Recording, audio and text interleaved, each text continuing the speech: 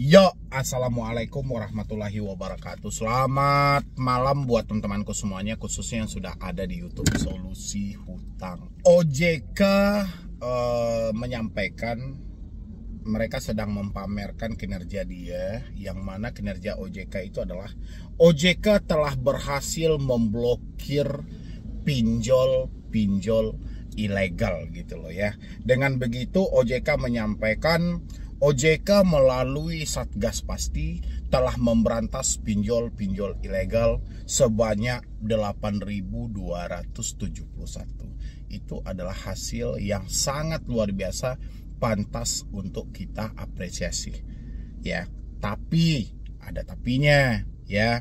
Ini yang mau saya bahas sama teman-teman semuanya. Tapi seperti biasa ya, yang baru hadir di YouTube Solusi Hutang MB, jangan lupa ditinggalkan juga sebagai bentuk apresiasi dari teman-teman semuanya, sebagai bentuk dukungan dari Anda semuanya, supaya channel Solusi Hutang ini jadi semangat juga gitu loh. Dan saya setiap hari itu memberikan motivasi dan edukasi buat Anda semuanya. Jangan lupa untuk disupport ya, di like, di share, dan di subscribe juga. Dan yang mau bergabung untuk diskusi khusus atau konsultasi langsung bersama saya, mungkin ada hal-hal yang mau Anda pertanyakan menyangkut soal hutang-hutang, boleh ya, biar kita diskusikan juga. Anda bisa klik tombol gabung yang ada di bawah nama channel. Habis itu Anda ambil nomor pribadi saya, Anda bisa hubungi saya via WhatsApp ataupun via telepon gitu ya. Oke, kita masuk ke pembahasan ini dari Satgas Pasti. Satgas Pasti ini adalah satgas yang memburu praktek-praktek ilegal, terutama dari dunia perbankan, baik itu pinjol ataupun money game, judi online dan segala macam, itu akan diburu. Kalau sekarang berganti menjadi Satgas Pasti. Oke, ini Satgas Pasti ya. Berantas pinjol ilegal, OJK dan Satgas Pasti blokir 8.271 pinjol ilegal ya. Tepuk tangan dong buat teman-teman yang baru nonton gitu loh. 8.271, bukan 800 ya, mohon maaf. 8.271 pinjol ilegal diblokir. OJK bersama dengan 15 kementerian dan lembaga yang tergabung dalam Satuan Tugas Pemberantas Aktivitas Keuangan Ilegal atau Satgas Pasti, sebelumnya disebut sebagai Satgas Waspada Investasi, telah menghentikan 8.271 pinjaman online ilegal sejak 2017 hingga Juni 2024. Ya, itu kan luar biasa itu. Itu bukan jumlah yang kecil. 8.271 ya yang telah diblokir per aplikasi, itu bukan jumlah yang sedikit. Jumlah yang sangat banyak dan jumlah yang sangat luar biasa. Seharusnya nanti kita bahas. Oke? Kita lanjutkan lagi. OJK mengimbau masyarakat untuk selalu berhati-hati, waspada dan tidak menggunakan pinjaman online ilegal karena berpotensi merugikan masyarakat, termasuk resiko penyalahgunaan data pribadi peminjam. Oke. Laporkan ke Satgas Pasti bagi masyarakat yang mengetahui informasi tentang penawaran investasi, penghimpunan dan pengelolaan dana yang mencurigakan atau diduga ilegal, seperti memberikan iming-iming untung tinggi yang tidak logis. Segera lapor ke Satgas Pasti melalui email satgaspasti@ojk.go.id. Ya. Oke. Jadi dengan jumlah 8.271 ya, tentang praktek pinjam meminjam secara ilegal ini telah dibasmi oleh OJK. Apa dampak kedepannya gitu loh? Dampak kedepannya kemungkinan pinjol yang telah diblokir ini bukan hilang dari Indonesia, tapi malah berganti nama. Karena sebanyak 8.271 nama pinjol ilegal diblokir. Namanya, bukan pinjol ilegalnya. Kalau pinjol ilegalnya diblokir sebanyak 8.271, rasa saya sudah tidak tersisa lagi di Indonesia ini. Tapi kenyataannya adalah masih banyak, dan itu dengan jumlah ribuan pinjol ilegal lagi. Dengan berbagai macam-macam nama. Rupiah kasih, rupiah no, pinjam cepat, pinjam belari, pinjam kelinci, dana kelinci. Itu salah satu yang viral-viral aja. Habis itu pundi kas dan lain sebagainya. Itu masih banyak. Ya kan, oke. Kita kesampingkan dulu soal pinjol ilegal. Walaupun terjadi 8.271 pinjol ilegal, tetap aja permasalahan ancam mengancam itu masih berjalan dan masih berlanjut sampai detik ini. Ini buat OJK ya, bisa lihat di sebelah saya dulu. Oke, sebagai referensi aja. Bayar nih hutang lu sore ini juga sebelum muka lu gue sebar ke pengikut sosial media lu. Oke. Sepintas ini adalah tagihan dengan nada mengancam, ingin menyebarkan data. Kalau kita laporkan kepada OJK, OJK pasti vonis ini adalah ilegal. Ya. Sementara pinjol ilegal, dia selalu menyebutkan nama aplikasi. Karena pinjol ilegal tidak takut sama OJK, tidak takut dengan Satgas pasti. Karena yang mereka blokir itu hanya nama aplikasi, bukan aplikasinya. Ya, namanya saja yang mereka blokir, yang mereka silang. Ya, besoknya pihak aplikasi masih bisa berganti nama dan beraktivitas seperti biasa. Makanya pinjol ilegal itu melakukan penagihan selalu menyebutkan nama aplikasi. Supaya apa dia menyebutkan nama aplikasi? Kalau misalnya nasabahnya itu ketakutan dan nasabahnya itu termakan dengan ancaman-ancaman yang mereka lontarkan, nasabahnya tahu harus membayar kemana. Tapi berbeda dengan pinjol legal. Pinjol legal menggunakan cara yang sama seperti dengan pinjol ilegal tadi, tapi tidak pernah menyebutkan nama aplikasi. Karena apa? Karena ini menjaga juga bahwasanya OJK setiap saat konferensi pers atau melakukan pembelaan terhadap pinjol legal, bahwa pinjol legal ini tidak pernah melakukan tindakan-tindakan kejahatan. Makanya tidak satupun pinjol legal itu melakukan penagihan menyebutkan nama aplikasi. Ada yang kecolongan, ada memang yang sempat kecolongan juga. Mereka menyebutkan nama aplikasi, ingin melakukan penagihan ke kontak. Tapi nanti giliran dilaporkan kepada OJK, OJK melempar kepada aplikasi masing-masing.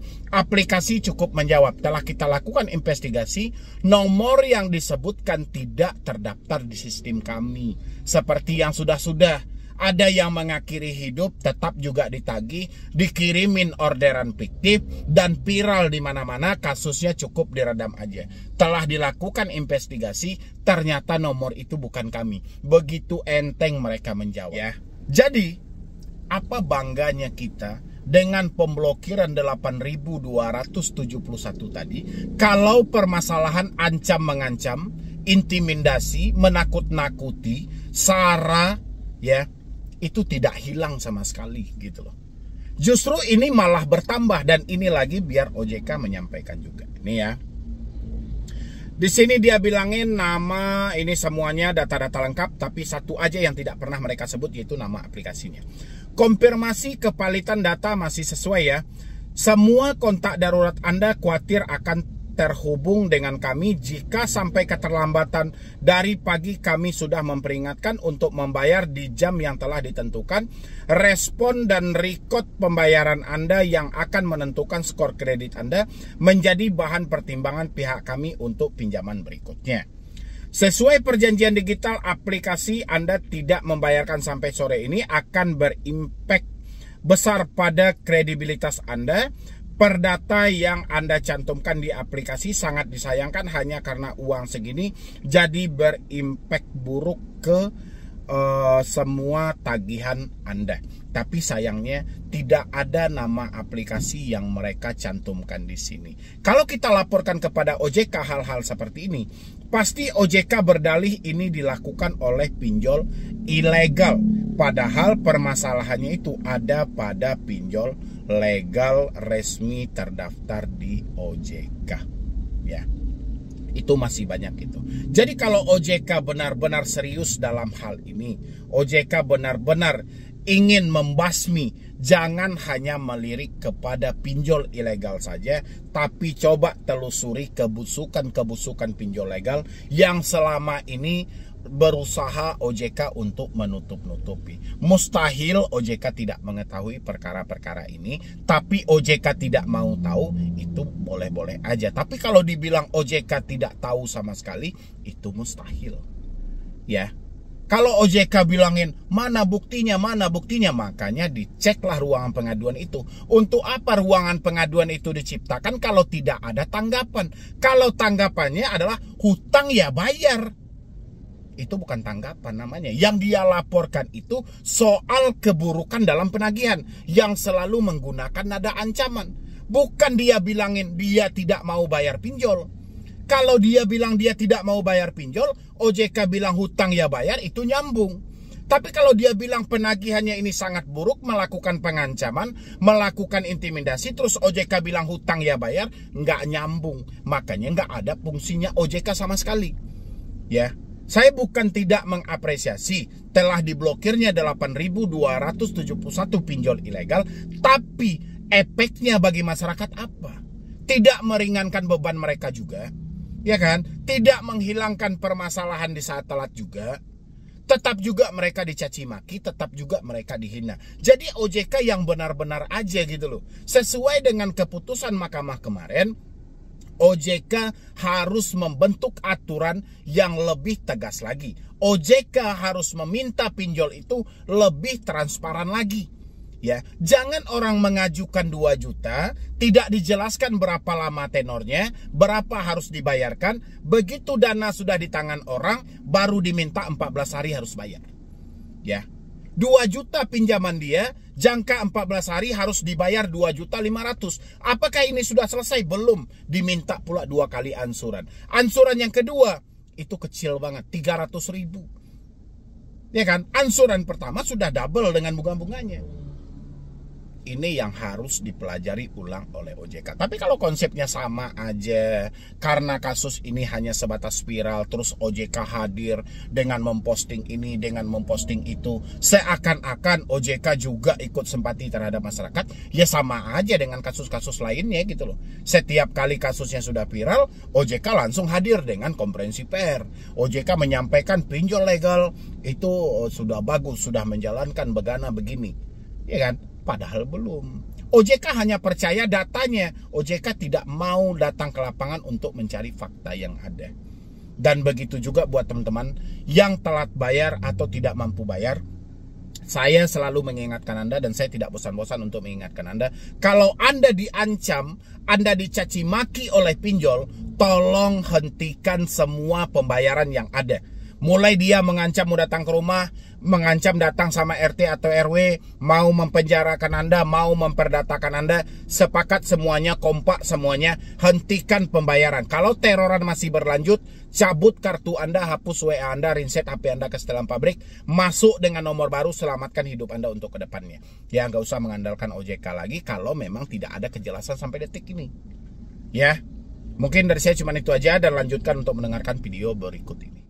Ya, assalamualaikum warahmatullahi wabarakatuh. Selamat sore buat teman-temanku semuanya, khususnya yang sudah ada di YouTube Solusi Hutang MB ini. Mohon maaf banget, beberapa hari ini mungkin aku jarang banget ya bikin video ya, karena memang ada kesibukan, ada pekerjaan juga, sehingga untuk bikin videonya itu hampir dikatakan nggak sempat gitu loh ya. Tapi selalu aku ganti dengan live setiap malam gitu loh, sebagai bentuk tetaplah untuk mensupport teman-teman semuanya, terutama yang telat bayar atau tidak mampu bayar di pinjaman online. Oke, hari ini yang mau kita bahas adalah ada 66 pinjol kata OJK itu telah dicabut izinnya, dan ada 196 pinjol yang telah diberikan sanksi. Pertanyaannya adalah, teman-teman pasti penasaran dong, Bang, coba dong dijelaskan nama aplikasinya satu persatu, dan sanksi-sanksi itu tuh sanksi yang seperti apa gitu loh. Karena kita tahunya OJK menerbitkan hal-hal ini ketika ada putusan dari Mahkamah Agung, ya, yang mana di sana presiden, wakil presiden, ketua DPR RI dinyatakan bersalah, termasuk di dalamnya OJK dan Kominfo. Mahkamah Agung sendiri meminta ya, atau memerintah presiden, wakil presiden, ketua DPR RI, Kominfo dan OJK membentuk aturan yang lebih tegas lagi, ya, membikin yang lebih transparan lagi untuk pinjaman online ini. Ya kan? Supaya apa? Supaya benar-benar tercipta pinjol-pinjol yang berkualitas, yang benar-benar bisa dirasakan bermanfaat oleh masyarakat. Kan itu ya kan, mulai dari regulasinya, mulai dari penerapan bunganya, mulai dari persi penagihannya, itu OJK tidak bisa main-main, harus membuka dengan transparan. Oke. Ini yang mau saya jelaskan buat teman-teman semuanya di sini. Tegas OJK sanksi penyelenggara fintech lending yang melanggar ketentuan.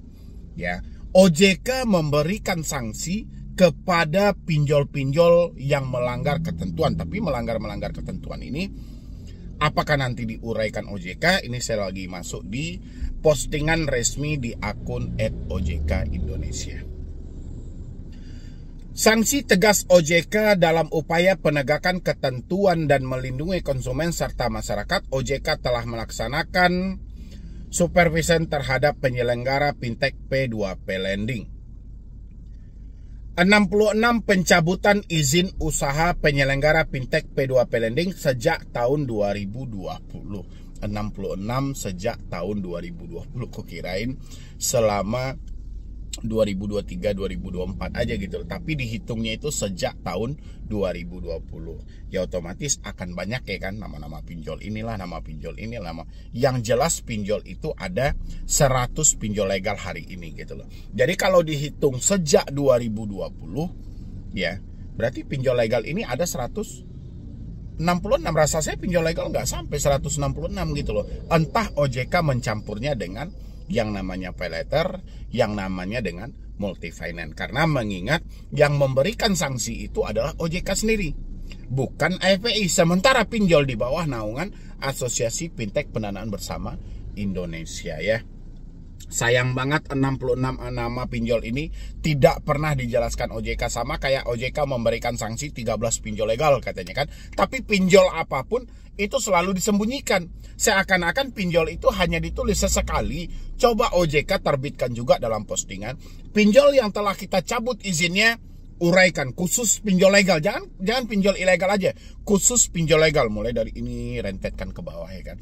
Biar apa? Biar kalau masyarakat nanti menemukan kesamaan dalam nama, mereka bisa lebih hati-hati lagi. Oh, ini pinjol telah diblokir, ini pinjol telah dicabut izinnya oleh OJK, dan pinjol ini tidak layak lagi dipinjam gitu loh. Harusnya OJK lebih transparan seperti itu ya.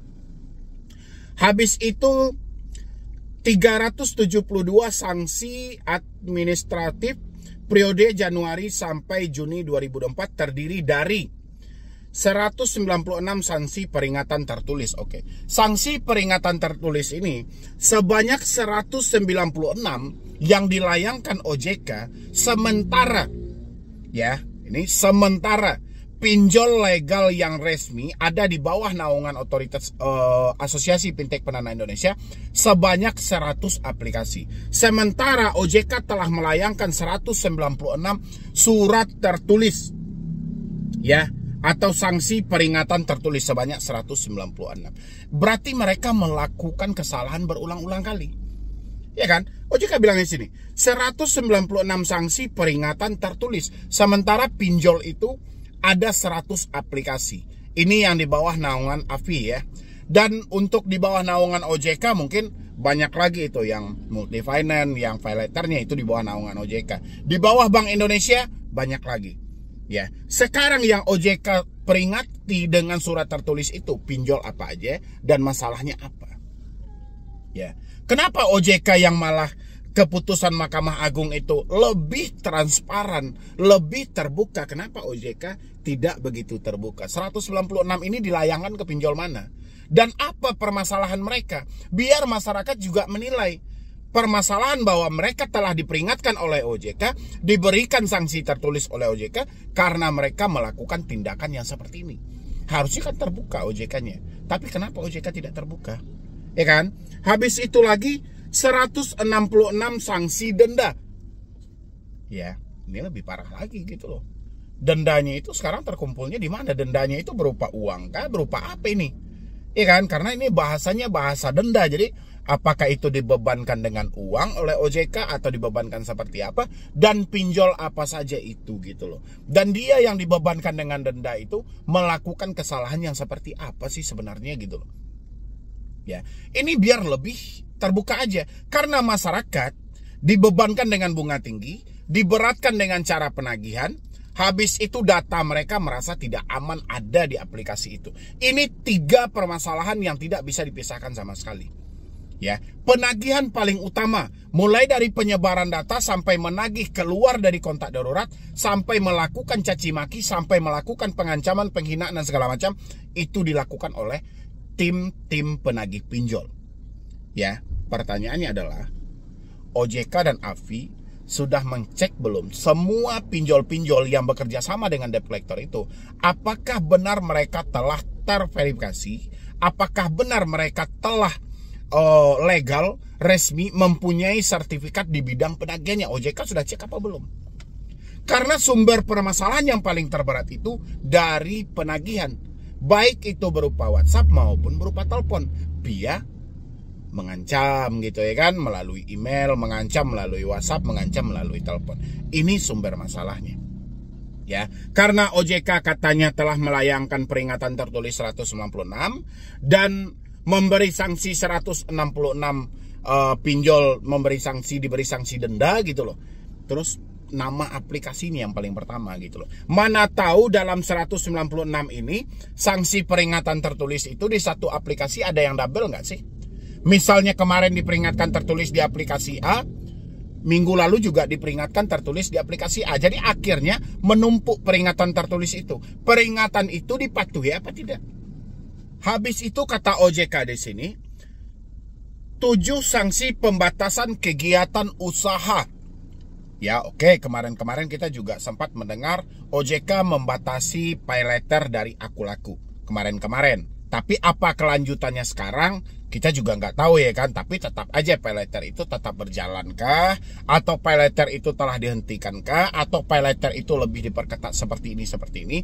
Kejelasan di balik itu kan sudah nggak ada gitu loh. Seakan-akan OJK ini gini, banyak dia membentuk aturan tapi tidak satupun aturan yang dipatuhi oleh pinjol. Banyak OJK melakukan pencabutan izin, ya kan? Tapi OJK tidak menyebutkan izin pinjol mana yang dicabut gitu loh. Habis itu OJK telah memberikan sanksi peringatan kepada pinjol mana dia ingatkan gitu loh. Secara tertulis apa kelakuan yang mereka lakukan, apa tindakan yang mereka lakukan, apa kesalahan yang terjadi. Buka kepada masyarakat biar masyarakat juga ikut menilai. Masyarakat tidak akan memvonis pinjol itu jelek ya. Paling tidak masyarakat bisa lebih hati-hati lagi, lebih selektif lagi dalam mencari pinjaman. Oh ini begini, oh ini begini. Jadi dia tahu apa bahaya-bahaya buat kedepannya. Jangan OJK hanya menghimbau bahaya menggunakan pinjol ilegal. Ingat, OJK telah memberikan 196 sanksi peringatan tertulis kepada pinjol legal. Berarti berbahaya juga menggunakan pinjol legal. Harusnya seperti itu gitu loh. OJK-nya seimbang, jangan OJK berat sebelah seperti ini. Ya nggak sih? Habis itu, satu pihak utama yang telah dikenakan sanksi penilaian kembali. Sanksi terhadap 2 penyelenggara fintech P2P Lending, koordinasi dengan aparat penegak hukum, moratorium perizinan baru penyelenggara fintech P2P Lending sejak 2020. Ya oke aja kalau soal moratorium gitu loh. Sekarang kan moratorium itu kan sudah dicabut juga ya kan. Jadi OJK sudah menampung lagi untuk izin-izin baru dari pinjol-pinjol legal ya. Jadi begitulah buat teman-teman semuanya. Jadi OJK memang tidak terbuka dalam hal ini gitu loh. Saya berharapnya tadi karena dibilangin OJK di sini sanksi tegas dan 66 pencabutan izin, saya kirain ada uraiannya. Dan kita coba cari-cari yang mana ini yang diblokir OJK, yang mana ini yang dicabut OJK, yang mana ini, biar masyarakat tahu ini layak dibayar, ini tidak layak dibayar. Kan harusnya seperti itu ya kan. Tapi karena tidak transparan, ya akhirnya ya beginilah gitu loh. Ya mungkin dari saya cuma itu aja buat teman-teman semuanya. Sisanya silahkan Anda yang isi di kolom komentar. Anda yang isi. Bagaimana pendapat Anda dengan sanksi tegas yang diberikan OJK? Ini sebatas formalitas saja, karena OJK telah divonis bersalah juga, ya kan? OJK telah divonis bersalah oleh Mahkamah Agung, sehingga OJK ikut serta juga simpati, dan habis itu OJK mengeluarkan bahwa selama ini OJK telah mencabut 66 izin, 196 telah diberikan sanksi peringatan, 100 sekian lagi telah kita berikan sanksi denda dan segala macam gitu loh. Apakah hanya sebatas itu? Karena mumpung kasus-kasus ini kan sedang viral tuh ya kan, sedang viral keputusan Mahkamah Agung, divonis presiden bersalah, wakil presiden bersalah, ketua DPR RI bersalah, OJK bersalah, Kominfo bersalah. Tiba-tiba muncul postingan seperti ini. Gimana pendapat teman-teman semuanya ya? Isi di kolom komentar. Dan nanti ada beberapa data lagi yang disampaikan OJK tentang pemblokiran ini, dan kita lanjut untuk video yang habis maghrib nanti ya. Jadi sekian dulu dari saya, Medi Broni. Wassalam.